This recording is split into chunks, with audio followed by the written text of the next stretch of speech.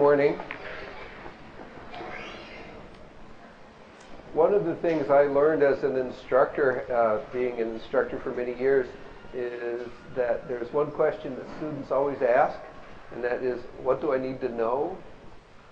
It's an interesting question, really, and I had a friend who said, a professor friend who said, what you really need to know is where the bathroom is and when you need to be there. But beyond that, what we're going to do is we're going to talk today about personality. And what I'm going to do is I'm going to give you a bunch more information than you actually need to know. Why? Okay, well, in my survey work with students, I've discovered that 80% of Purdue students tell me that they expect that they will be married sometime in their life. And almost 75% say that they expect to have children. Now, one of the things about some of the things that you learn in psychology is they're not just for exams, they're for dealing with the people around you. They're for dealing with your relationships. They're for dealing with children. And some of what I do, some of the research I do, involves work with children. And we know that people who know about children and know about the characteristics of children actually deal with them better. So, what do you need to know? Some part of what I'm talking about, but I'm going to give you a whole bunch of extra. When there's something that I think you really need to know, I will emphasize that so you know that you need to know this. Okay? So I guess I'm sort of hoping that you'll kind of sit back and relax and think a little bit about this material. And much of what we will talk about, I think you will be familiar with in some sense because you live in a world with other people in it, and you have some idea about what personality is and how it works. But some of those things that you know maybe would profit from being systematized and looked at as psychological phenomena. Okay, so maybe I should begin with a story. I have been doing some research with a professor in engineering. We've been very interested in Purdue students and how Purdue students decide what they should major in. What you major in makes a huge difference in your life. It's one a very important life choice. And we've been particularly interested in people who say that they're people persons, as opposed to what? Many of you probably are people persons because you signed up for a psychology class and want to learn a little bit about people. Fair enough.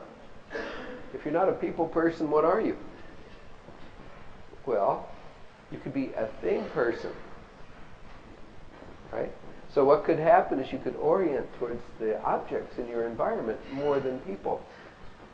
So anyway, we had this little meeting with the head of biomedical engineering, and we were talking with him about this. We wanted to collect some information. And I said, well, it will surprise you that psychology people aren't the most people-oriented people in the university in terms of majors. And he looked at me kind of in a knowing way and said, well, of course not. He said, everybody knows psychologists aren't interested in people.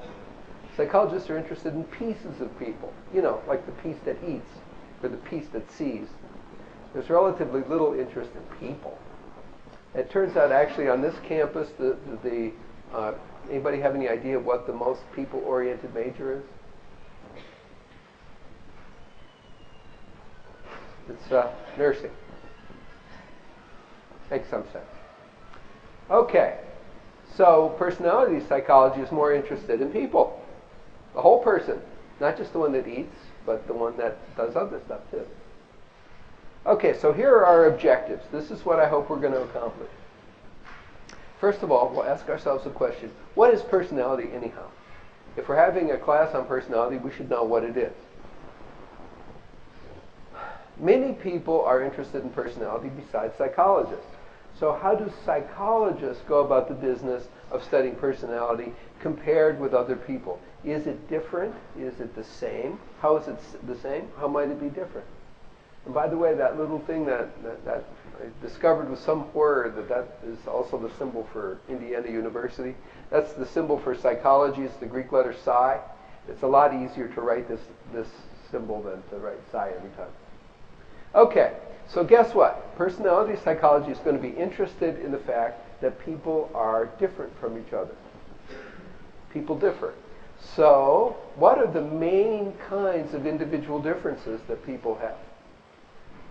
And by the way, I'm saying people, but you know, if any of you have pets, you know that your pets have individual differences too. And okay, what the main tool that's used in personality psychology is a thing called the correlation. Your textbook talks about a very advanced form of correlation called factor analysis.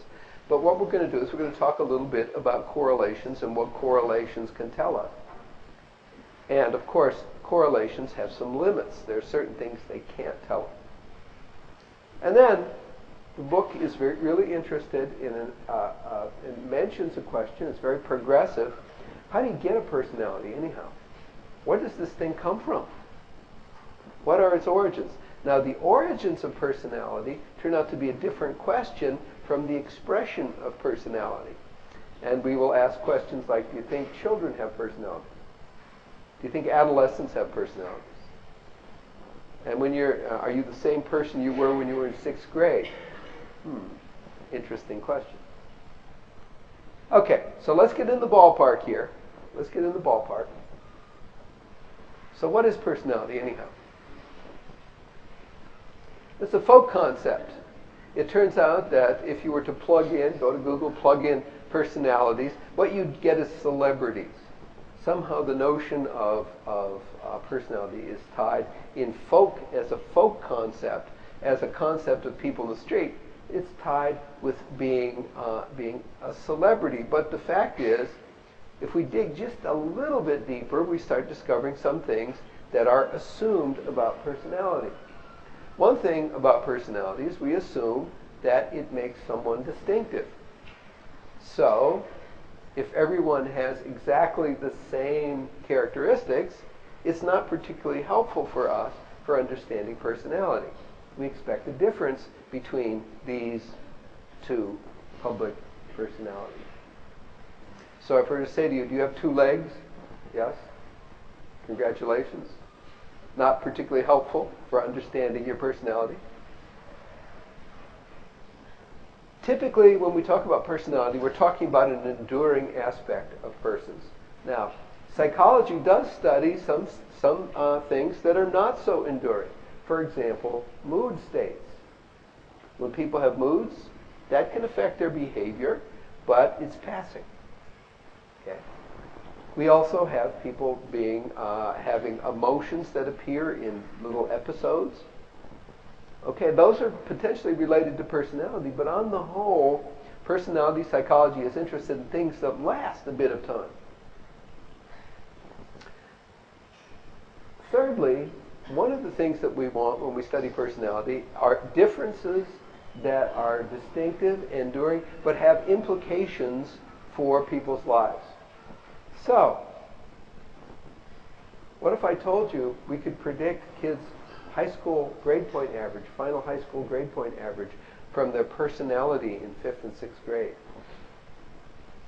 Yikes. Okay. What if we told you we could predict, not with absolute certainty, but with some predictive accuracy, who will get a divorce and who won't? From personality. What if I told you we could predict who will live long after their spouse dies? From personality. These are consequential. These are things that are important. Living long, not having accidents, having stable relationships with other people, getting along with your children, succeeding in school. These are consequential. These are the kind of individual differences that we want to talk about. Okay, now what are some arguable ones? There are some other characteristics of personality that come up, and you've probably thought a little bit about, and they're arguable, meaning that they may or may not be important. In some sense, they are important, but they may not be important for studying overall. One is, do people need to be aware of their personality characteristics? So in other words, could you have a personality characteristic that lots of people around you can see, but you don't seem to be aware of? Okay, so could people, for example, be self-deceptive? Could they be defensive? Could they lie to themselves about their characteristics? That would be interesting, but it may not be particularly important. Now, one place that is important is in groups of people who cannot tell you about themselves in their own words. You know, like, say, kids, right? When you ask kids questions, you will discover, young children in particular, survey researchers have attempted to survey children, and they've done surveys of preschool kids and asked them their religion. And within a 2-week period, kids change their religions remarkably a lot. You know, last week I was Catholic, but now I'm Jewish. Okay. So we may need to develop techniques for people who might not be completely self-aware, but it's arguable. Another thing that is related to the first one is, does it need to be seen by others? Put another way, could you have aspects, say, of your personality that other people really don't know about? A kind of private part of the self that is distinctive and enduring, but may not be so obvious to people. This will come up when we start talking about kinds of individual differences that are associated with anxiety and worrying.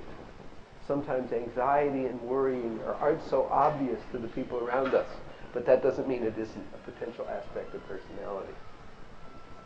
Another issue that comes up is the fact that each of us is a combination of individual differences. This will turn out to be extremely important. And are we really unique in the sense that there is no person who has ever lived who has the same combination of characteristics that we have?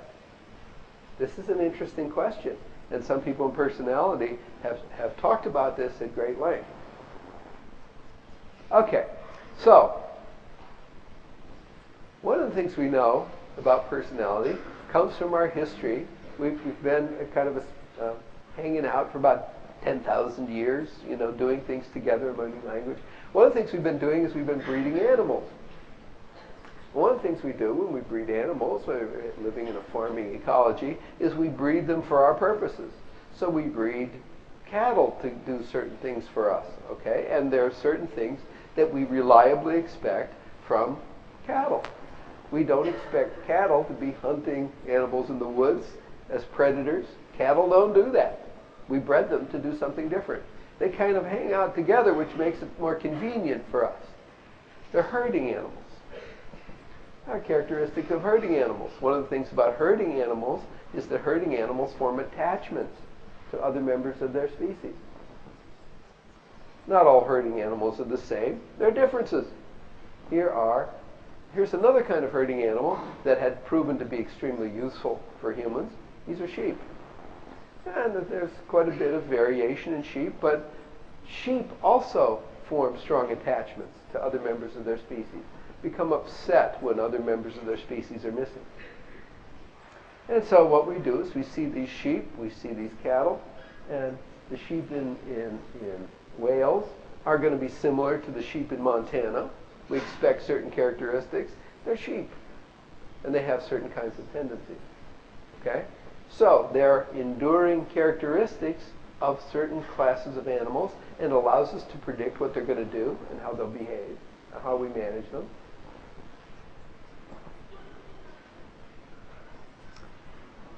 There are other forms of herding behavior. Okay? How do we explain some of the human tendencies? What can we learn from studying certain aspects of animal behavior about human behavior? Okay, so here we go. Personality psychology is part of psychology, and so what we need to do is we need to say, what do we know from psychology that will help us understand personality? So the two basic rules of psychology. There are two fundamental rules. The first is that people are basically similar. So when you listen to, and read your psychology books, the books talk about how people learn. They learn from observation. They have physiological mechanisms, and we expect that this description fits most people. The problem is the second rule of psychology, is that people are basically different. Okay, how can people be similar and different? Seems like it's a contradiction. And by the way, this is here to remind us, do children have personalities? We tend, when we think about personality, the prototypical case, of course, is an adult. But kids have individual differences, and these are enduring, but they endure in a different way, and they can be consequential and can have big effect for the lives of these kids.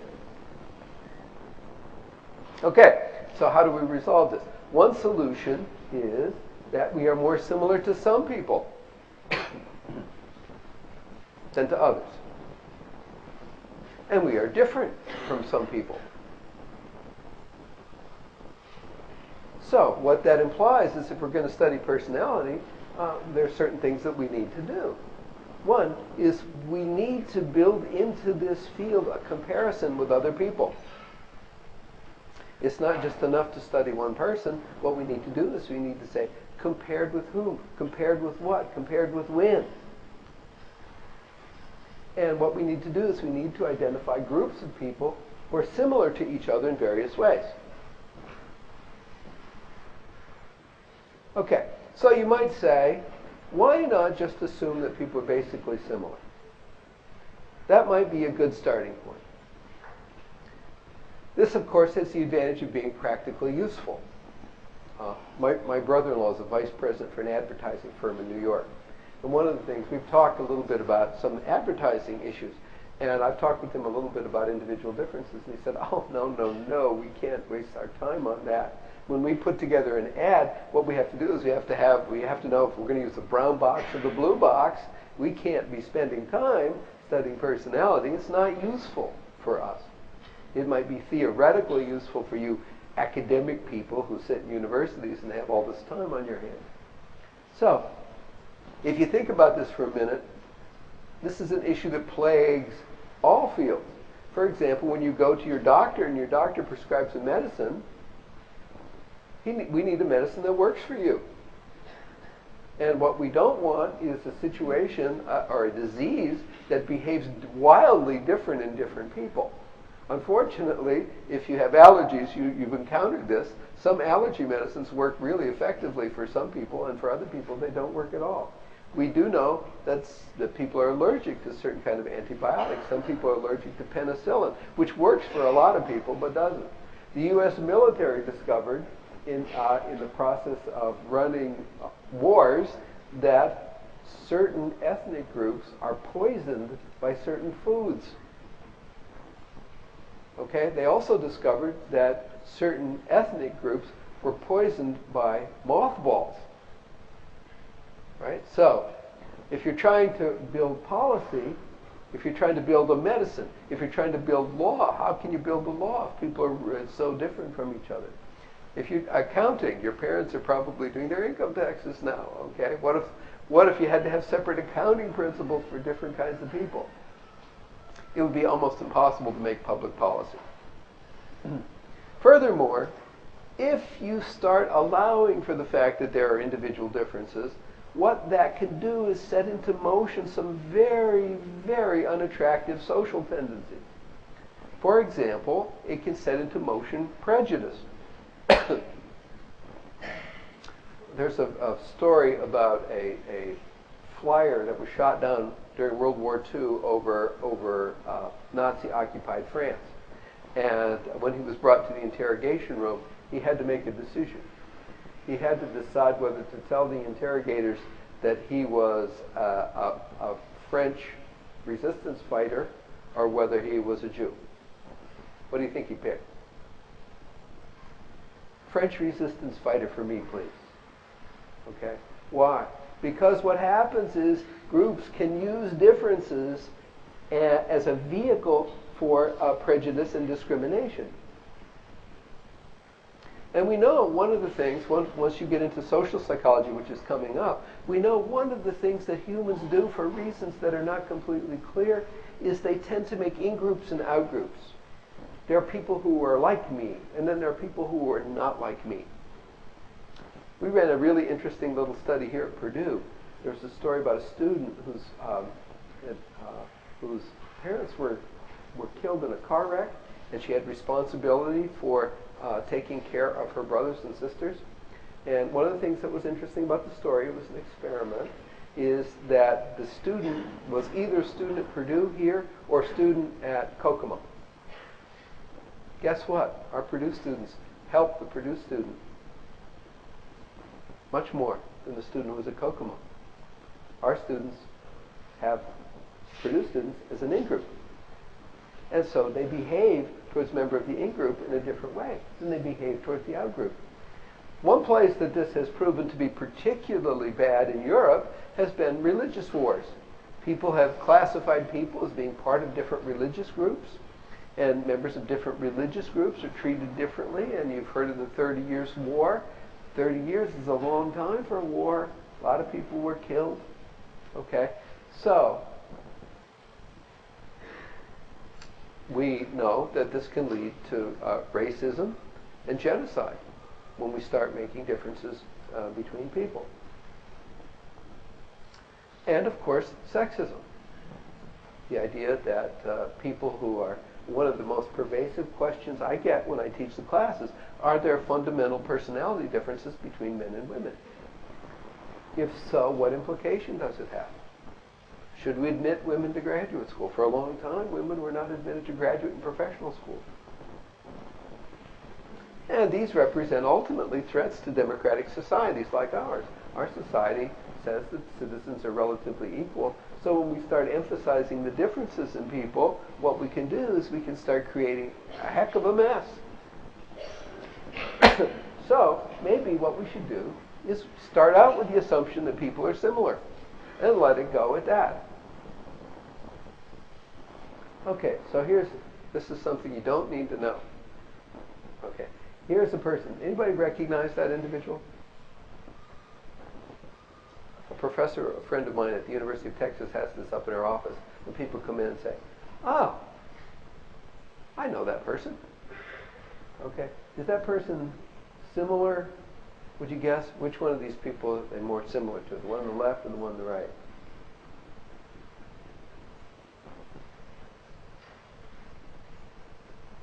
One left, one the right. A little hard to see, huh?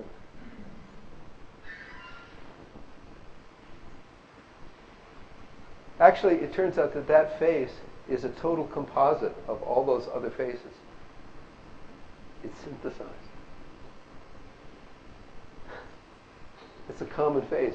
So when people walk into the office and say, "Oh, I think I know that person," yeah, you know the general human plan for a face. This looks like an average. And by the way, people like these average faces. They find them appealing, right? Maybe because they look like you. So, writers have talked about the fact that individual differences can create problems, particularly in medicine, when people are really quite similar. Those of you who have pets know that your pets have kind of distinctive characteristics. And this is Chewy. We should have known what would happen when he arrived with the name Chewy. Okay, and he's a standard dachshund. And one of the things that are interesting about dachshunds is that they like to dig. They're badger dogs. They like to dig. The thing is, Chewy has a distinctive personality because these are his cousins who also live at our house and greeted him with some affection when he showed up. "Oh, look, another dachshund." But they have distinctive personalities too. They're different from each other. One's lazy and just lays there all the time. The other one wants to do stuff. One wants to bark and chase things. The other one doesn't. They're different. They're related. They're genetically related. And they're different from cats. And you might say, "Oh, isn't that interesting? Do we know something about a person's personality if we know that they prefer dogs over cats as pets?" What kind of person likes cats as pets? Okay, here's a quote from Freud. "Time spent with cats is never wasted." It's an interesting quote. Okay, so Now, stuff you need to know. Now, stuff you need to know. One of the things we have to talk about is personality as a branch of psychology. And, whoops, went the wrong way. Personality psychology is a branch of psychology. And so as a result, what it does is it shares assumptions with the rest of psychology. Had I known it would be so hard to read, I would have used a different color. I apologize. I hope you can see this. Okay. What it says is shared assumptions. One of the things that's very interesting about psychology, that's distinctive about psychology, and that personality psychology shares with the rest of psychology, is it focuses on the individual person. Individuals matter. Attention is focused on individuals. So, when we talk about causes of things, causes happen inside individual persons. You may have heard people saying things like, society wants this, or society wants that. What the heck is society? There is no such thing as society. It's got to be something quite concrete. Psychology says the answer is individual persons. Causes are located inside individual persons. Individual people are afraid, or happy, or distressed, or hardworking. All of these are located inside individual persons. Furthermore, when we make claims about functioning of individuals, it's got to be supported by evidence somehow or other. So people make sweeping claims about human personality sometimes, and it's not backed by any evidence, or it's backed by faulty evidence. And like the rest of psychology, here you are in introductory psychology. Someone would say, what is psychology about? You probably heard that psychology was about behavior, right? That's the definition of psychology. The definition of psychology has been broadened in recent years to include other parts of psychological functioning. Like what? Well, behavior is still important. Behavior is how we know people are doing things, but we're very interested in cognition, meaning thinking, remembering, imagining. And we're also interested in emotions. People being happy, sad, depressed, enraged, okay, striving to get ahead. All of these are characteristics. This is all part of psychology. So when you think about it, could there be personality differences in behavior? Sure. Could there be personality differences in the way people think? How do people think about other people? Yes. Could there be personality differences in people's emotions? Could some people be chronically anxious, chronically depressed, chronically happy? Nothing you can do to them could make them not be happy. Okay? The answer to all of these is yes, personality could be implicated in every one of these characteristics. So that puts psychology at in a funny place, and personality in a funny place. Why? Because here is a kind of a continuum of other areas at the university, and there's physical sciences and engineering at one end. There's biological and life sciences. These overlap with psychology and the social and behavioral sciences. The closest relatives psychology has are anthropology, communication, economics, kinesiology, political science, sociology. One of the things that's interesting about them is that none of them, except for psychology, focuses on the individual person. Psychology is the field that focuses on the individual person. At the other end, I probably should have put this on the left rather than the right, are the humanities. The humanities are interested in individual persons too, but in a different way. They're interested in history. They're interested in novels. They're interested in describing intensively individual persons. This makes psychology kind of different. Psychology is distinctive in that it's interested in people's relations with other people, but it alone is the field that studies individual persons. So, individual organisms, people, typically, okay. Causes or processes inside individuals, And when we have an explanation, the explanation is going to be located inside the individual person.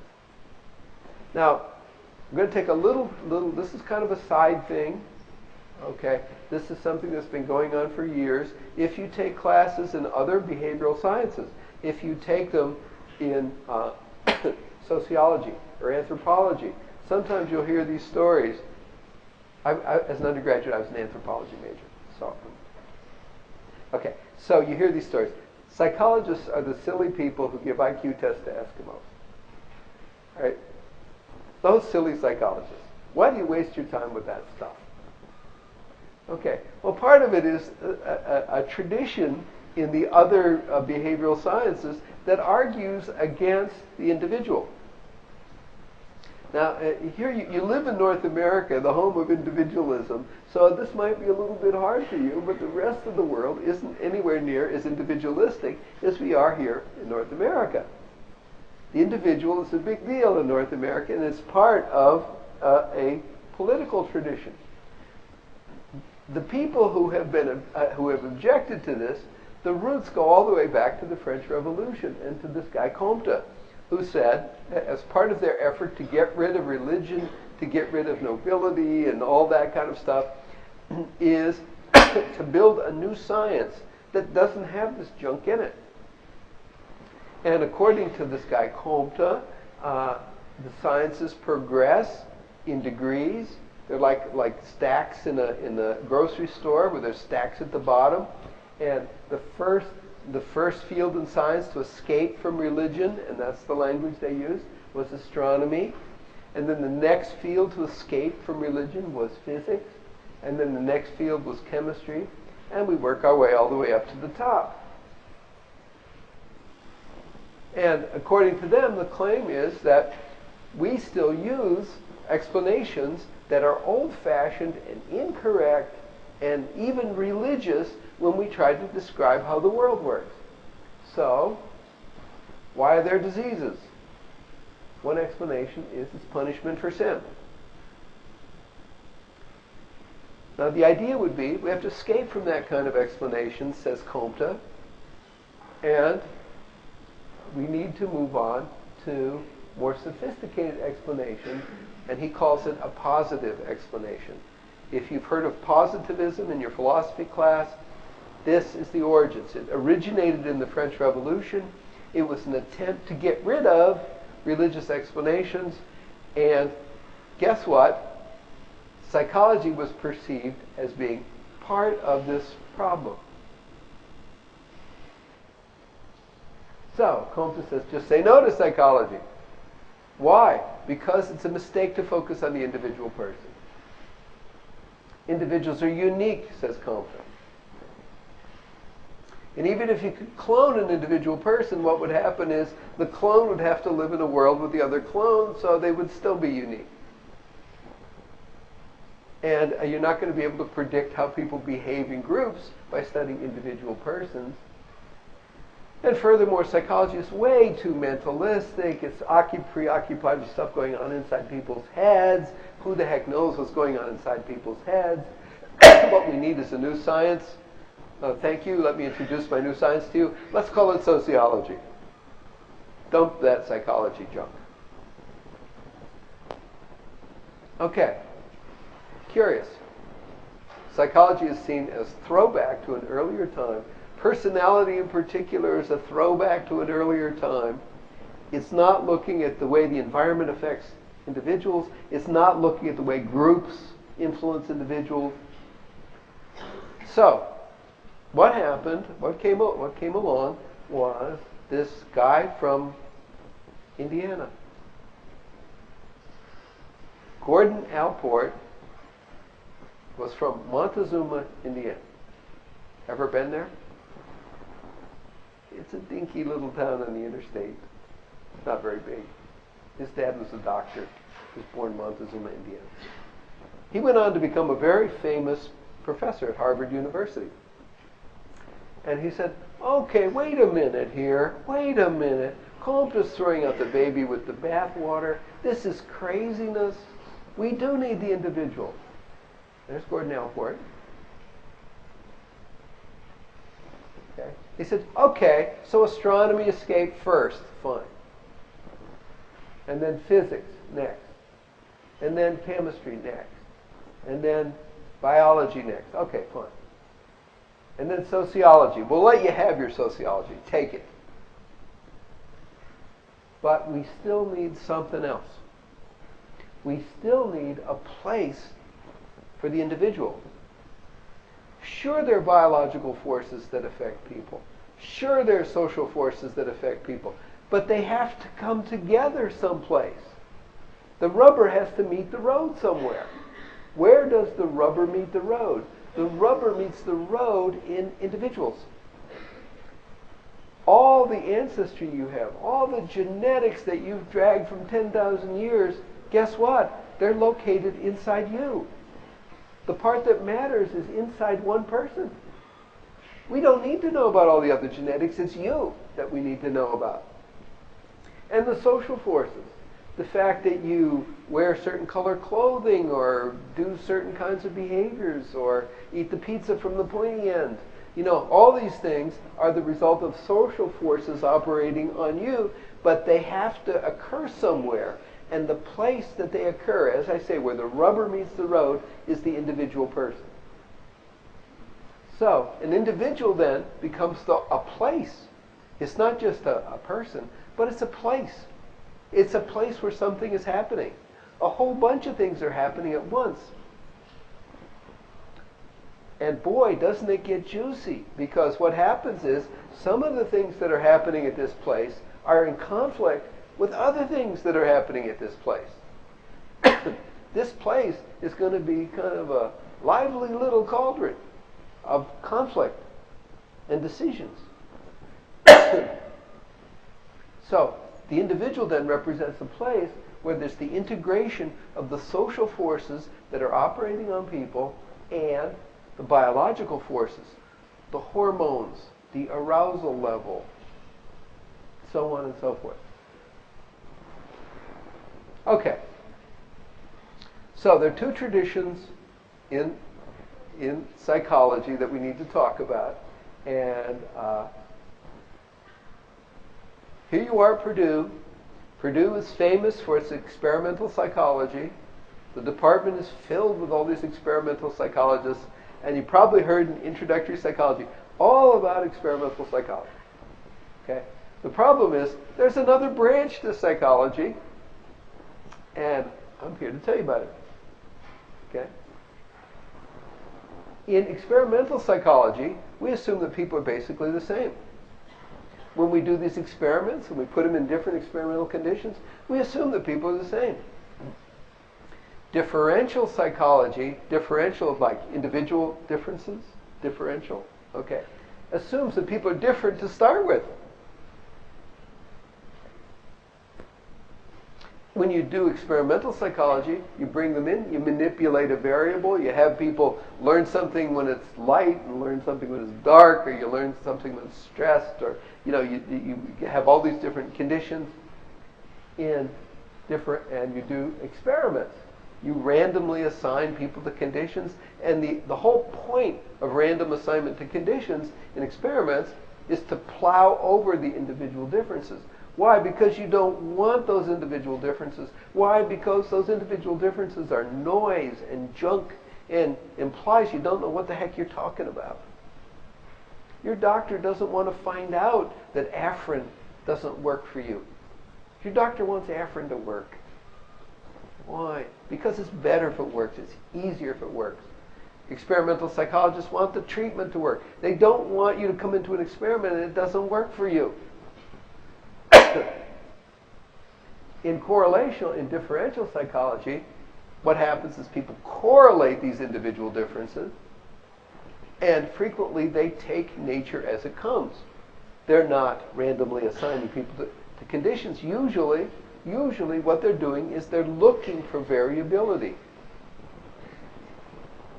Okay, so a typical experimental psychology person is very skeptical about individual differences. When they hear about individual differences, they question them and they wonder and think, well, maybe it's not real. Okay. Whereas differential psychologists focus on these individual differences and say, wow, look, this is really important. So what areas in psychology are experimental? Well, social psychology is experimental. Cognitive psychology that you've been reading about is experimental. But clinical psychology, you can't randomly assign people to be depressed. You shouldn't if you could. Let me put it that way.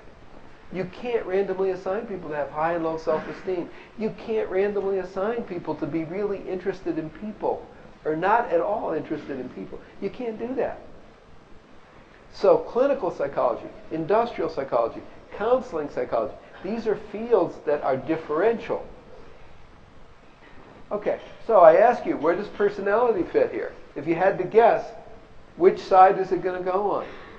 Experimental or differential? What do you think? Differential. The traditional home for personality psychology is in differential psychology. So personality is going to be about individual differences.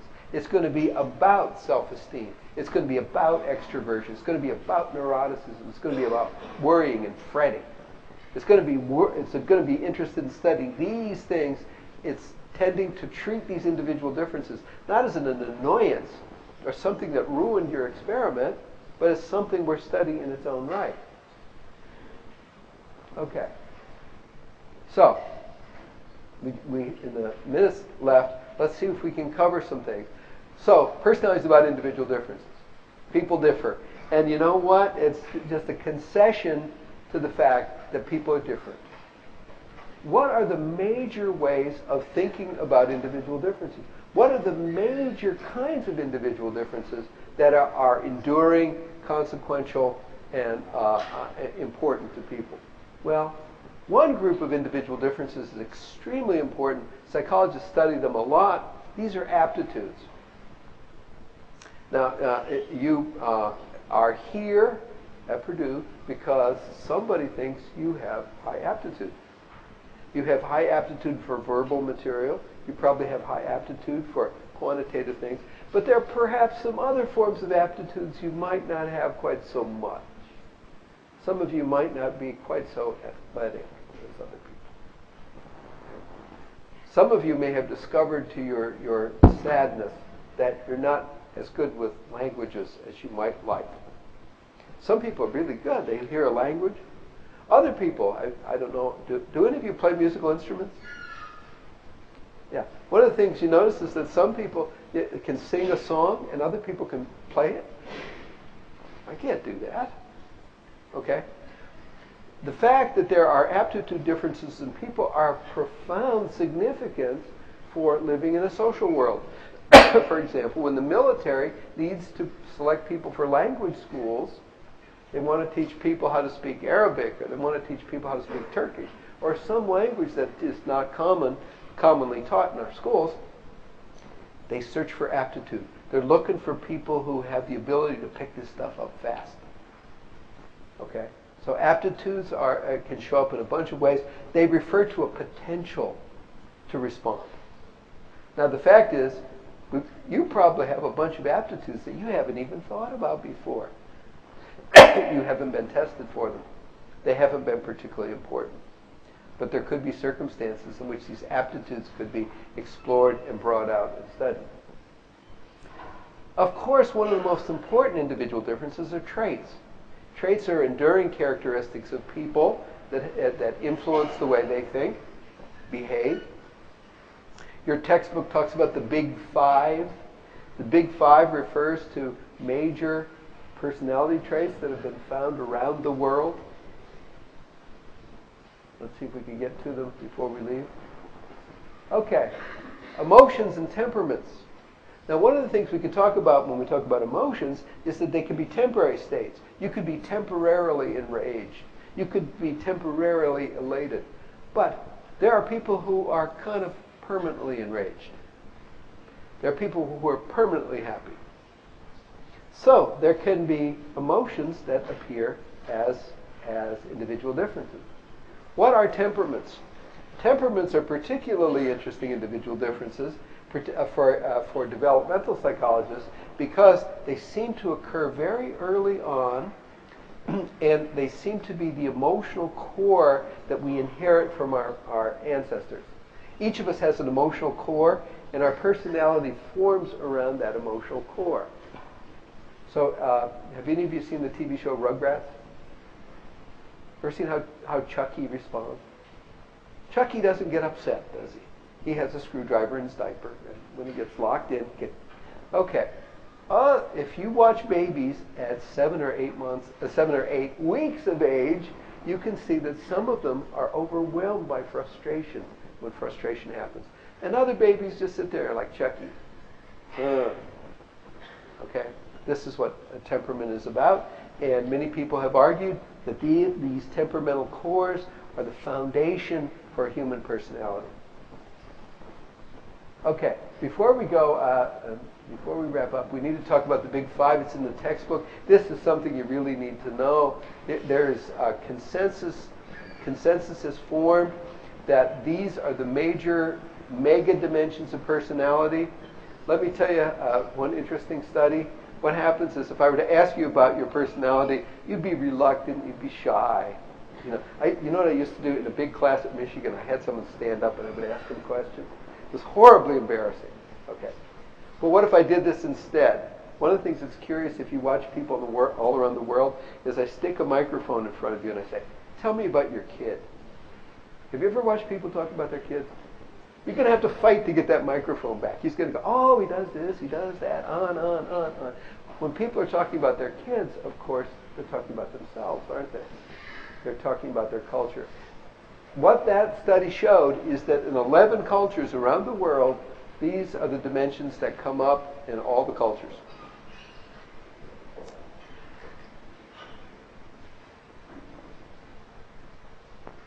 Okay. So, there is, of course, a huge amount more. And I think we're at a natural breaking point here. You're done at 10:20, and that's just about it. So